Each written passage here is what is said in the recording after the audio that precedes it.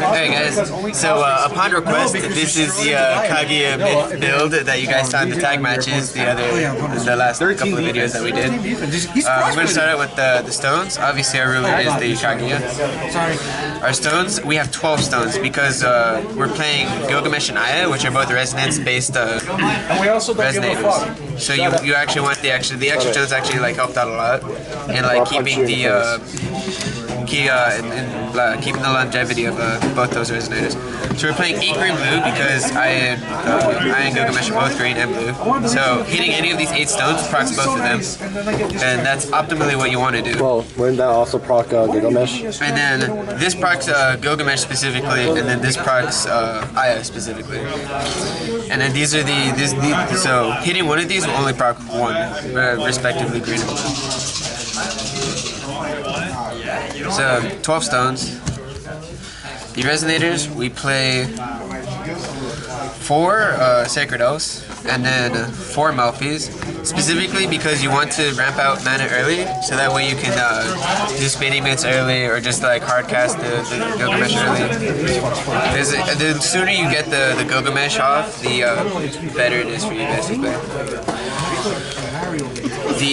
For the mitts, we play a total of 7 mitts. We play 3 Gilgamesh. He's basically the heart of the deck. The purpose of the deck was to abuse Gilgamesh's floating mana to basically just play a lot more cards than you're normally supposed to, or ramp into like higher cost cards. So like the wet dream is to get something like let's go Rewriting Laws into spinning mitts, into Gilgamesh. You get the stone. You use the 2 will to add either Aya or Captain Hook, and you go from there. You could also do Aya. We have 2 Aya, by the way. We have 2 Odin. He's the other target, basically. If you don't get Gilgamesh, you also want to. If you don't get Gilgamesh, you want the Odin for the same purpose. You're spinning mitts out the Odin, and then your 1 stone still produces the same 2 mana that you would get off of Gilgamesh. But then, like, you're basically accelerated, like whatever turn you're on times 2. So basically, you do that on like turn 2 or turn 3. You're now in like turn 7 or turn 8. Sorry, when you tap. It's like really true. And for the last 3 resonators, we have 2 Captain Hook. Your player can win. This is basically how you want to close out the game.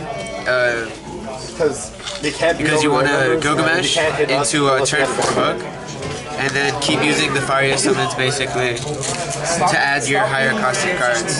And then we have the 1 tree because you want to play the minimum, or I wanted to play the minimum of 5 treasure items for Kaguya to be able to use all 5 of all of Kaguya's skills. We have 4 of those. Because you never know when the 50-50 body will be. That's how you side deck darkness. You're right. For the spells, we basically play 4 of almost everything except for 1 card. But we play 4 Summon from Memorial. This helps us look for any missing combo pieces. Helps us look for spinning mitts, helps us look for any of our resonators, helps us look for rewriting laws, which is really important. Speaking of rewriting laws, we play 4 of that because guaranteeing the torrent off the spinning mitts is actually extremely important for the deck. And then we have 4 Faria Summon because spinning mitts would be useless without the mitts, and that lets us add the mitts. The reason why we're playing this deck, spinning mitts, helps us get out the mitts, and we want to see this as fast as possible, so we're playing 4. And then we're playing 2 Whispers from the Wind. It basically lets us play things for cheaper. You want to hit green. Yeah, you can basically hit. The only bad hits are like. Yeah, it's Aya, Hook, and then something from Memorial. Like the only cards you don't want to hit off of this. And we only play it as a 2 because we play the non-blue card, the non-green cards. And Odin. Fuck Odin. And then the last 4 cards in the deck is the 4 scrolls. It basically lets us extend our hand size after we played everything for Gilgamesh on the Gilgamesh turns. Because when you do the combo, you're going neg like 3 cards in hand, so there is no draw power outside of like rewriting laws.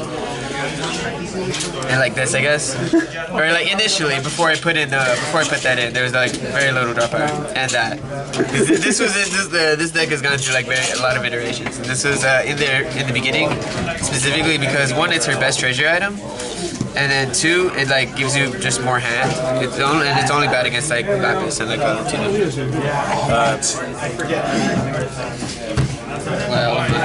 You want some manifestation of power. Oh yeah, I guess I'll come out if he plays Manifestation of Power too. And Lumi's Judgment.